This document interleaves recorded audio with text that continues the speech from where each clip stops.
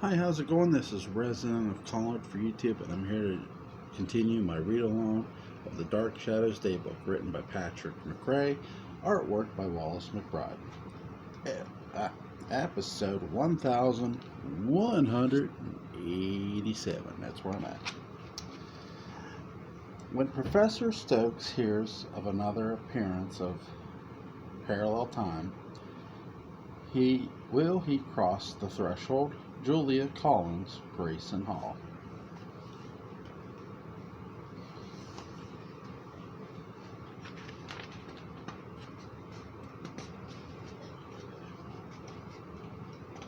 Hey.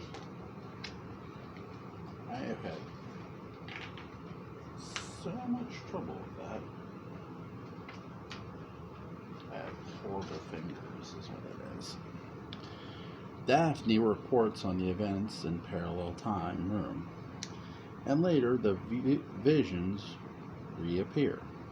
Now, Julia Collins learns that Morgan plans to bring a new love to Collinwood, despite the fact that no one new may be allowed in for reasons he clearly knows. In primary time, Daphne sees that Edith is dead and assumes that Gerard is the killer. Instead, she learns that it was Gabriel who rises from his chair to attack her. Parallel time strikes again, as one forgotten storyline melts into a more forgotten storyline. I champion both 1840 and 1841 parallel time because they may be the least seen. I think of them as Dark Shadows bonus prizes. And if you can watch for months about pens and bleeder valves, at the Best Lobster in Logansport, Vicky, you can watch this. Both time periods have hidden dramatic gems and are visually sumptuous. By skewing the air, a tad vibration costumes were introduced for 1840 parallel time. And for the time, they were custom made rather than rentals. The show's hair and makeup design are also differing, allowing Grayson Hall and Laura Parker to have strangely decadent looks. It's the second time we see Morgan Collins, and I remain fascinated and a little challenged by the show's last leading man, and eventually heavy, Keith Prentice. Yet another Boys in the Band alum, Prentice is easily the loudest actor on the show. As the character becomes truly manic, right now he's painted as a quietly tortured lover, bucking Collins' tradition to bring someone new to the house. With the reintroduction of parallel PT, it's time to wrap up 1840, and as Gabriel rises from his chair, we're reminded of just what a giant Christopher Pinnock is, and how frightening. The episode ends on a wonderful note of fear, as he lurches to attack like a strange cross between Boris Karloff and Dr. Strangelove. On this day in 1971, Ohio agrees to pay $675-000 to relatives of Kent State victims. Episode 1195. When Gerard claims a bride in a bizarre act of unnatural hypnosis, will Barnabas catch the greater? Judah Zachary, James Thorne. Gerard puts enough whammy on Daphne to marry him, and Quentin's arrival comes too late. He is soon arrested again, and although Barnabas dedicates himself to ending the man he now knows is to be Judah Zachary, he may not be able to. Angelique thinks it is hopeless. Her detached attitude about it is indicative of the witch privilege that Barnabas cites cites as the reason he can not love her. Hearing this, she is determined to reform. Her video attack on Gerard is cut short by the surprise arrival of her intended victim. With this, we begin the final cycle of this is not that it wants to make a big deal out of it. If it were any more modest and self-efficient, the episode would be mistaken for a Lutheran. One of the things that makes 1840 so incredibly challenging for viewers is the fact that the most other endings, now they were endings. The most endings below the fact at you long before the climax and resolution. And if the production caps off an epic story of British fantasy, it will still be ending hours later, but this doesn't, it just happens. I hate to look at Dark Shadows as anything other than big interconnected story. The fact is that it was not constructed with stringency through forethought. Is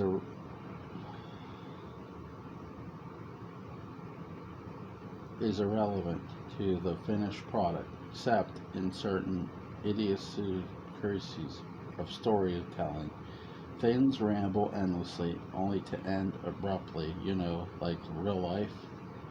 When a viewer abandons preconceived notions of a structure and finally realizes that storytelling does not begin and end with the unholy formist realizes that storytelling does not begin and end with the unholy conformist trinity of Siegfried, Robert McKay, and Joseph Campbell. Endings like this one are stunningly truthful, almost too much. So real life doesn't come with cues for the heartfelt conversations that sum up relationships. Also, real life has never provided me with my own monologue montage so that I can get in shape, just like it's never given me a clip reel of highlights so that I'll know the show is over. I wonder how the show would have treated these episodes if they'd really honestly known that it was it. They are not devoid of summative sentiment, but they are summing up a storyline, not a series. Given that they do so extremely well, if you look at the major vacations taken by the storyline, only 1795 is a conspicuously satisfying parallel time, just mercifully ends. And does 1995 even count? 1897's ending is sort of the opposite of the rest of that storyline. It's dour and melancholy and overstays its welcome so that leaves 1840, and upon re-examination I think it's the most satisfying ending that any storyline has on the program, including the incredibly painful death that is just a few episodes away. The most pivotal moments in the episode work in tandem, one after the other. Barnabas confronts Gerard and refers to him as Judah, which has to be a huge blow to Judah's ego, and a great show of bravado for Barnabas, considering that Judah Zachary is the boogeyman. For Barnabas, generation is off stage. Manipulations have slowly poisoned the family for hundreds of years, and we can thank him for what Barnabas finds when emerging in 1967. Of course, Zachary's powers are potentially far more vulgar, and Barnabas's risk in taunting him is all the more shocking when you consider that he very much known the risk he's taking. In a structured ending, this would be the puffed up moment where the hero gets a cosmic spanking for the sin of immodesty, but the up in question is not puffed enough for that. Nothing here is. Barnabas has just come off of telling Angelique the real reasons why he cannot love her. Yes, stop the presses, important show moment, and it kind of happens. That's about the most you can say. Yes, it's enough to make her risk everything, to stop the wholesale slaughter she predicts in that sense. Barnabas is a real value in the rhetoric departments, very casual about the whole thing, reasonably to a predictable Canadian extent. So reasonable, I fear that he'll transform into a Unitarian or American Muffley on the gray phone with Dimitri. He basically says, yeah, I mean, Angelique, it's just, you've got which ways,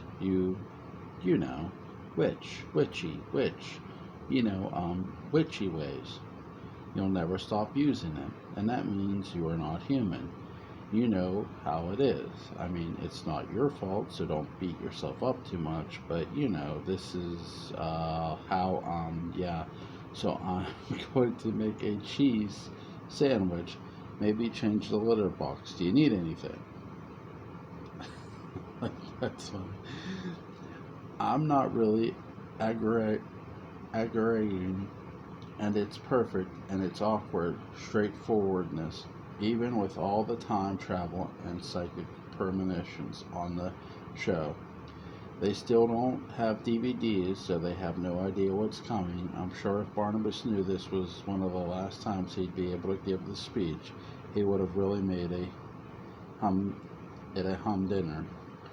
For a viewer, it's actually satisfying enough it passes a reality test that most shows are too teary-eyed to pour out of at this point. Jonathan Frid and Laura Parker could spellbind just by reading the iTunes terms and conditions aloud at this point, and Jerry Lacey, James Storm, and the chairman of the Chops himself, Mr. David Selby, they glide through the episode with an easy confidence the OED would brand rat packing while hitting the notes of gravitas with utter respect for their significance. Storm is an especially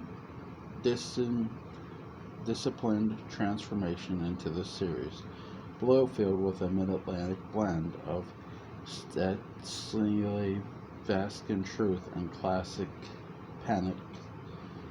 Is this the evil that launched well over 1,000 episodes? Do not underestimate James Storm. Episode 1197. Barnabas finds ultimate happiness, but one man is determined to rob him of it forever. Which will succeed? Angelique, Laura Parker. Angelique interrupts the execution to deliver Judah's head as evidence that Dawson and Stiles were behind the witchcraft at Collinwood. Afraid that he might escape, Desmond shoots an incensed Gerard, causing the possession to end. The head dissolves to an empty skull, and Quentin is freed. Later, as Quentin reunites with Daphne, Barnabas sees Bramwell on fire with jealousy over Catherine's engagement in the parallel time room. Going to the courthouse to free Angelique, he learns that she has been released at Collinwood. He finds her. But Barnabas is unable to tell Angelique that he loves her before Lamar Trash shoots her. On Dark Shadows, you can turn back the clock, but you can never stop time. And that's one of the greatest tragedies of the show. There is a singularly unique, heartbreaking energy to those moments in the foyer when Quentin just knows that Barnabas wants Angelique. It's clear, and he points him to toward the drawing room, and Barnabas goes, and the only words that demand to be said are the only words that aren't. There is some occult energy between the frames and the endless second. A 5-year ritual is at last delivering. There is more irony here than in the entire Twilight Zone canon, sensuously more poignant. Angelique filled by one part of her curse that she forgot to lift, killed at last by a Trask in the manner that Barnabas tried to employ in 1795. The act that brought on the curse in the first place. She killed for an association with sorcery. This is now part of the past. She can never escape after having a part of the past that Barnabas could never escape. This is the kind of irony that you slice into thick slabs and warm yourself under on cold August nights. But it's not forced, as I said before, it's inevitable. Is it, as James well might have said, part of the ritual? After watching the near entry of the series, this sequence is eviscerating, especially after Barnabas sees his own son in parallel time. He learns how furiously tormented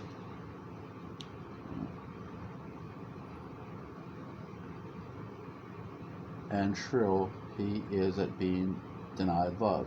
Very few Dark Shadows episodes are such freight trains, of joy. This one was too good to last. The shot heard round Collinsport at my childhood more than drowned out the laughter and giddy of Quentin and Daphne and Desmond. In this episode and the next, Dark Shadows at last earns the mantle of horror show, but not one where fear and anguish are delivered by ambassadors of the supernatural.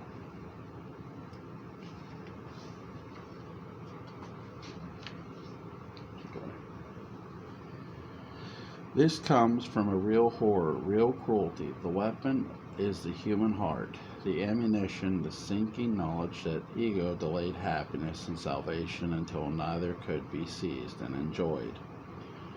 What you use as being a hero if the peace you create is the last thing you'll be allowed to share. The message: prize your passion without ego and without delaying, because nothing is permanent.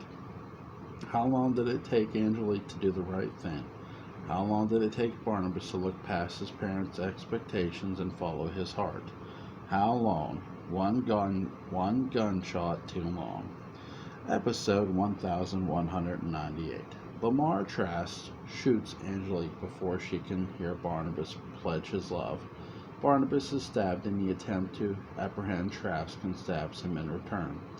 Trask stumbles into parallel time, never to return. Meanwhile, Desmond and Letitia are reunited, and he oversees the destruction of the staircase. After Barnabas, Julie, and Stokes return to a restored 1971, Barnabas is shaken but proceeds with his friends and Liz to see Roger speak at the opening of the other Collinsport Historical Society. I have watched this episode far more than is healthy. It is theater as opposed to cinema. It is about consequences more than actions. Although Barnabas does what he can, as Barnabas chases Trask, they have exactly the awkward and inept fight that you would expect from two guys who have no idea how to spar. The mortician finds himself in the parallel time room in an awful irony. I kind of wonder how the show would have fared had they survived and tried to blend in. When that happens, I wonder how Barnabas feels about Collingwood. He says that without knowing it, he committed the perfect crime. But did he, or did the house? Is it the closed is it the closest, we come to the house being a character, and exacting vengeance for one of its own. Right. We rarely think of Collingwood as a character, but Collingwood shows more free will than any of its inhabitants. Do the Collinses find time portals, doors to mirror dimensions, and crypts of ghosts on their own? Or does the house reveal them when its residents need them? With this episode, I think we can argue the latter. And that understanding reorders everything we've seen. Of course, it's ping-pongs, Vicky and Peter back and forth to 1975 and 1976 from 1968. Of course, it infers Quentin and Gerard to David and the family, even though they've snooped endlessly through the house and never found them before. Don't you think that Roger and Elizabeth's dad ever wondered why his uncle's room vanished? And what about the way it toys with the playroom's blueprint, baffling presence? What about the way in which it turns a parallel time room into a vertical time room to take Barnabas and Julia into a future it turns averted? Or how it gets Julia out of the harmed way on a staircase through the centuries when she needs it most. It's both completely random and completely intentional. And in this one moment, it has more than an investment in the survival of its denizens. It cares for the very recently cleansed conscience of its favorite and estranged son, Barnabas Collins, for whom the house was built, and who never lived where except to save it. Yeah, he never actually lived in the house. Turnabout, etc., etc.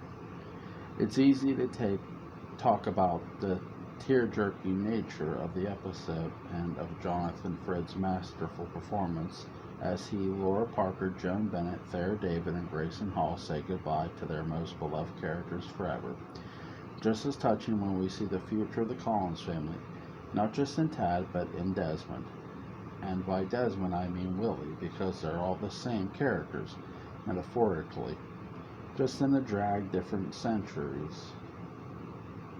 To see Willie and Barnabas as brothers, and to see Willie finally clean himself up and win Carolyn with the approval of Liz is a beautiful balance to the loss that Barnabas is suffering. The most strangely poignant moment is only seen as much as when you ask why it's happening at all. When the subject of Angelique's funeral comes up, Stokes insists they leave before it takes place. His lame excuse is that the time portal may not wait if they stay any longer.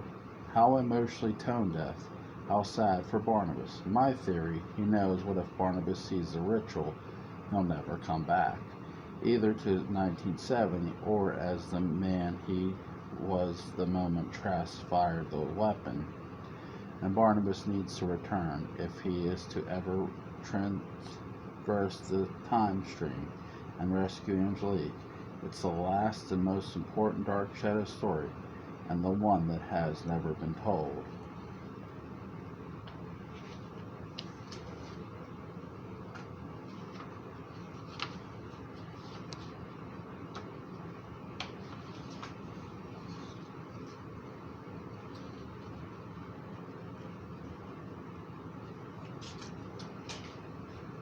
Yeah. 1841. Welcome to the end and the beginning of the world, Miss Heritage.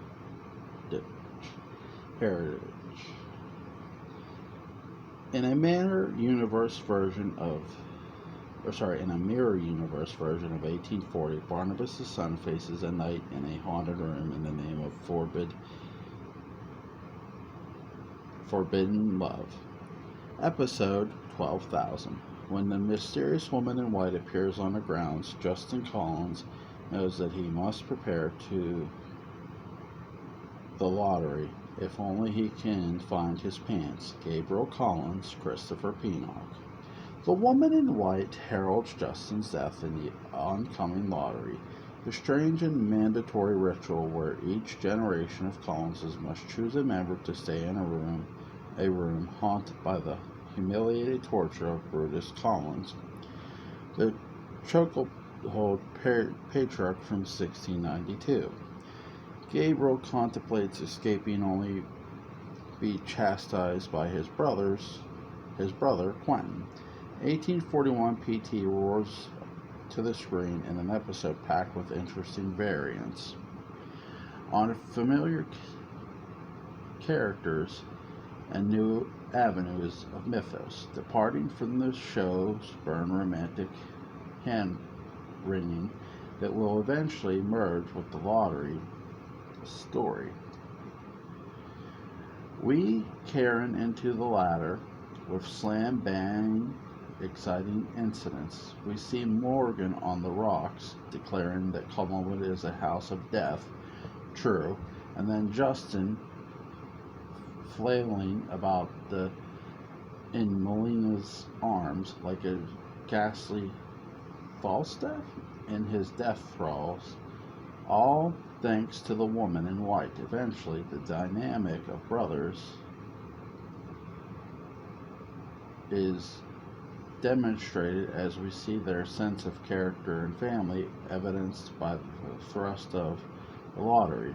And the show has brought us up to speed with a curiously effortless mix of immediate, intensely, and subtly, not to mention ghosts, coffins, and death, in the clutches of external dread and cold lighting.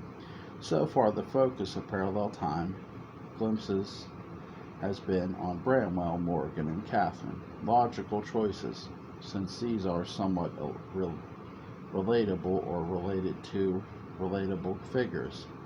And the Bramwell-Catherine conflict informed Barnabas' decision to pursue Angelique in 1841. Now that we're no longer tied to the decision to pursue tied to the main series, Curtis and company can expand the vista by locking into a set of characters and casualty. Dark Shadows became more and more limited by obligations to past choices, whereas the first PT Gent was an odd, non-sequential and excuse to shoot a movie.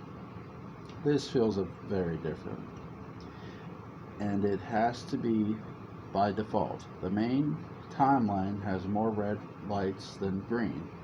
It's a world in which Roger has reconciled with David, Carolyn is heartbroken into romantic paralysis, Liz is free from the fears of presumed murder, Barnabas exists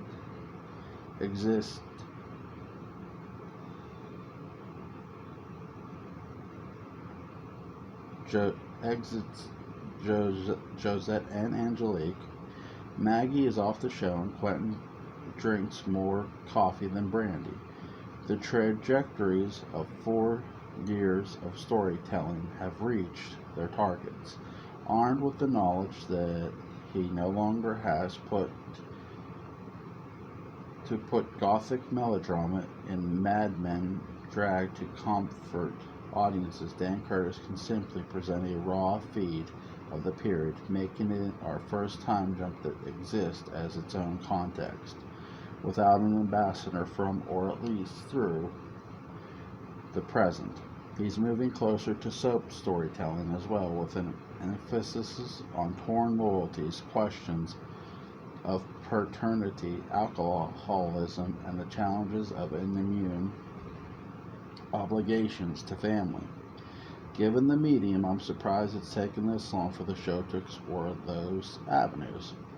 It was inevitable, and what's interesting is how Dark Shadows deals with the arguably more mature and challenging emotional landscapes, especially without the crutches and or restraints simply by the original ensemble of characters. As it turns out, it does it quite well, with a ghostly, intensely unseen woman in white hurtling family curses. It's very much Dark Shadows, just concentrated. Maybe we don't need a multiple widows again. One might do. Maybe a single haunted room is a more focused threat than an entire house, particularly if you have to spend the night in it to save someone. The concept is romantic betrayal will continue, but now the emphasis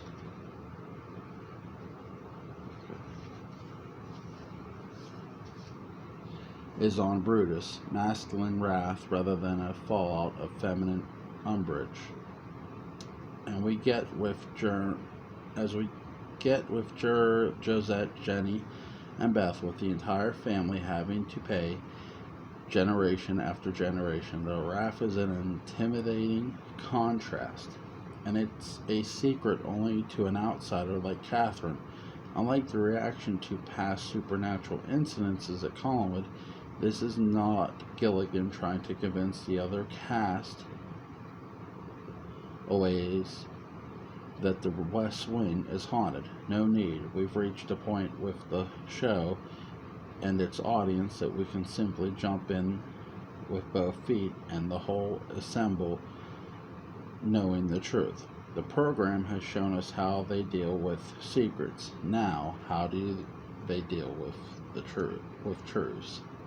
The show presents a gallery of reactions to the lottery and each other's coping mechanisms. Brutus is a sad and furious fountainhead of his legacy, whose 1690 roots have a strangely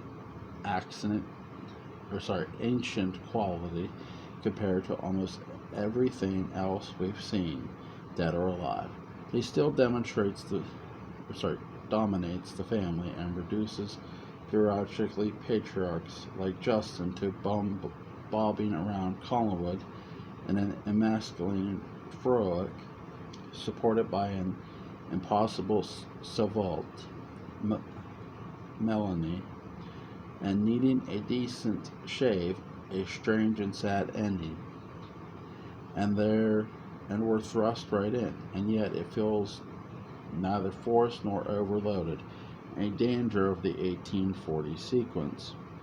Mirrors grow subtler here, too, and bolder depending on the case. Quentin I is not the opposite of Quentin II, but 1841 parallel time, Quentin might be the most upstanding man of the three. It's jarring to hear him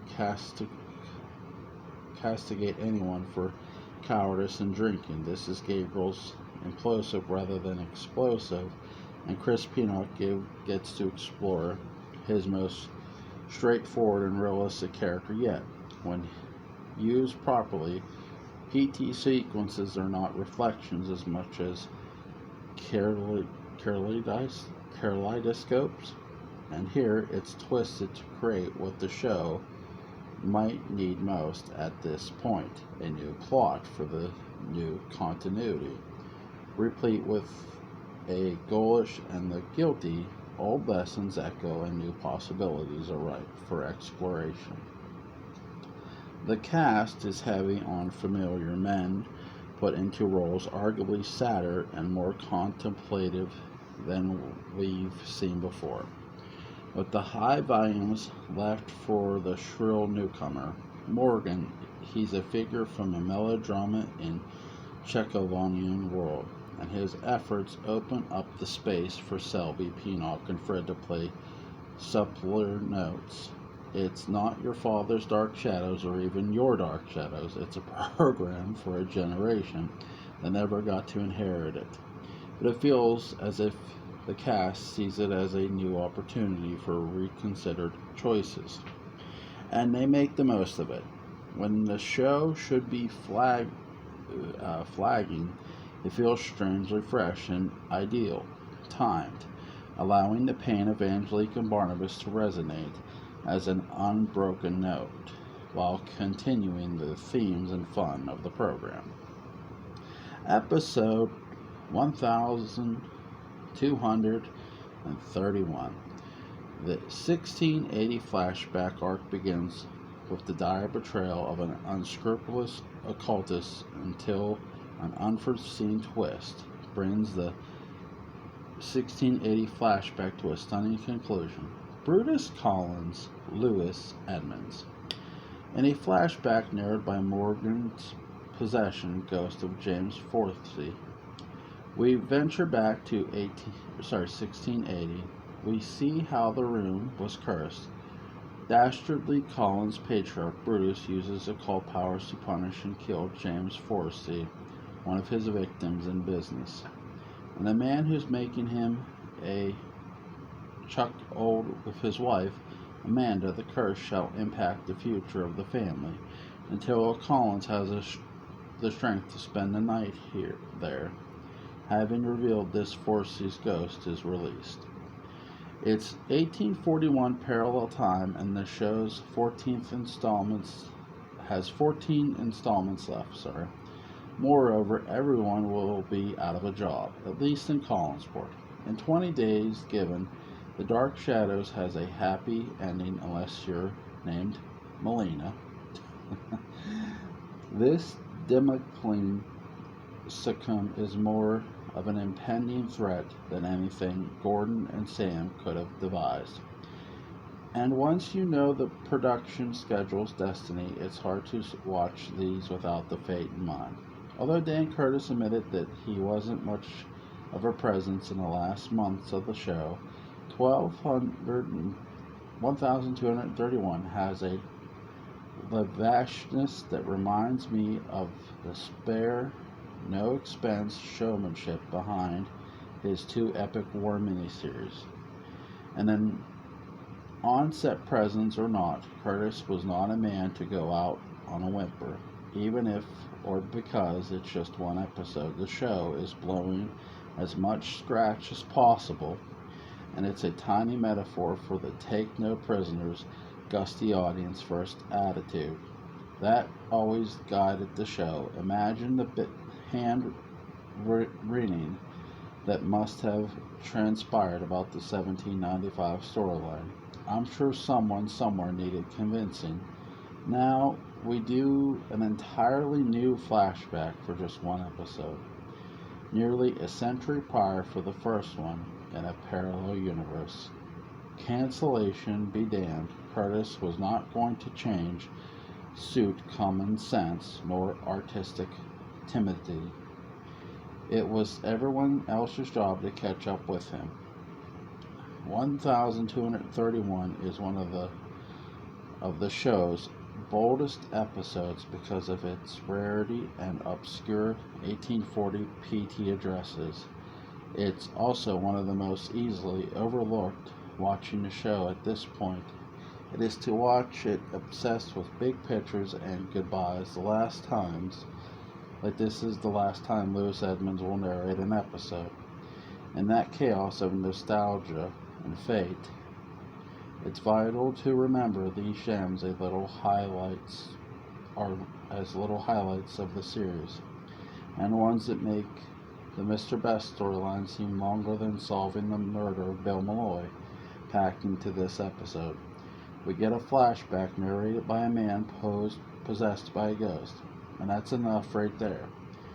But add to it infidelity, a cruel and convincing Collins patriarch, a sociopathic spinster who turns on him, betrayal by a beautiful wife, and an occult serum that will create a vengeful ghost. You got a stew cook going.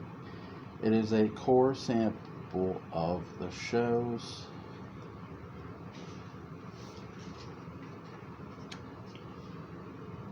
essence, narrow to the point of laser-like. It's not just part of Dark Shadows. It is Dark Shadows. It's also kind of silly to the point of seamlessly allowing us to see the show through the eyes of its critics. This may be what all of the show looks like to them. Wacky costumes, antiquated sets, hairpieces, and decisions about things other than contemporary humdrum. Why does it let us see it that way too? It feels like 1795 is kind of the cosmic limit on Dark Shadows. Flashbacks because it's so rich with the essence of the mythos. It's our Dark Shadows that's a quintessential Americanism to those post-colonial times. And Dark Shadows works partially because it Americanizes story aesthetics we largely associate with England by placing these events in America and putting the founding family in vaguely Georgian drag. The show in 1795 leaves and breathes in the same visual atmos we associate with Washington and Adams, going back early to go back to an era prior to the United States, prior really to Dark Shadows. In the most cosmic sense, the costumes are Spartan set appointments, feel borrowed from another show. In these flashbacks, my instincts is to go. There, that's how it all started. That's how the family became cursed.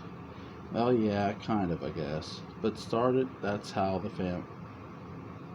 But, like everything in 1840 PT, it has to be seen metaphorically, which is arguably impractical, especially in this weather. And with these shoes, but why start thinking practically at this point? Art is a metaphor. So it's too late to draw a line within the story. The mirror is now layers and layers deep, but it still reflects something important. It's a flashback within a flashback in a parallel universe. First seen in yet another flashback, visited by characters from a present that's 48 years old. If relatability ever existed in this chain, why draw the line now? Brutus is both villain and hero in a small, crucially sense, even though he says he's unleashing the curse because of James Horsey, his wife's betrayal, and his sister's streak of goodness. I think Brutus realizes that he's the real cause. Why else would you curse future Collinses over the crimes of people who, by the large, were not, Collinses? And why else would you make the ticket of the curse be the mental withdrawal to survive at night, haunted by the ghost of a man you killed? This is the act of a man who questions his own mental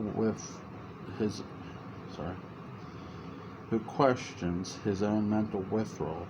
It's pardon the expression, a cry for help from someone who will be haunted by James Forsey and his guilt over Forsey far longer than just one night. Not only is he sharing the wealth, Brutus is also posting a want ad warning so that a better Collins might emerge. It's the heat and pressure needed to finally create Collins worthy of a name. I am always hectored by the question of what does it mean to be a Collins? I used to want to come up with a noble list of worthy of a Starfleet officer. It's the other way around. We're not born into greatness. We're not noble savages. Money just perfumes the rot. The more apt question is, what does it take to be better than a Collins? Maybe that's what Brutus is after too. If you're not going out on a note, grand yet specific, that's a good one to play. So when I come back, I will be at episode 1243. I'm almost done, guys. Holy crap. Almost. Not quite. Almost. Okay,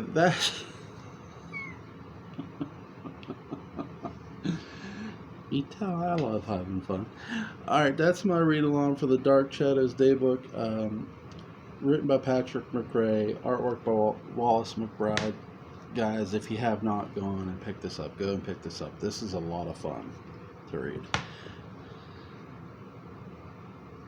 I think my next video is going to be it. I think I'm going to read the rest. So part 19 will be it tomorrow. That'll be all, folks, and I'll give my review in that video too. So tomorrow will be the conclusion of this bad boy. The conclusion, you hear me? You hear me? Can you see me? Yeah, sure you can. You're seeing me in a video. I've lost it. It's almost midnight here. I've lost it. If I ever had it to begin with, as my wife says.